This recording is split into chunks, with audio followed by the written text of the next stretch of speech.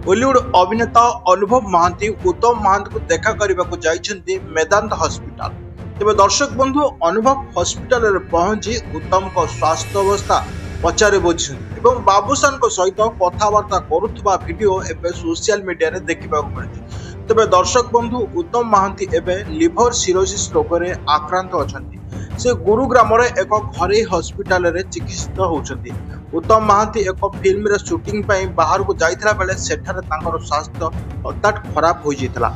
आउ मध्य बापा को अवस्था देखि भांगी पड़िथिले बाबूसान महांती। केही नथिला बेले पहुंची जाइथिले अनुभव महांती। आउ अनुभव महांती को देखि बाबूसान बहुत खुशी मध्य होइथिले। तेबे बॉलीवुड जगतर 80 दशकर सुपरस्टार उत्तम महांती दिल्ली रो मेदांत हॉस्पिटल रे चिकित्सित होउछन्ति।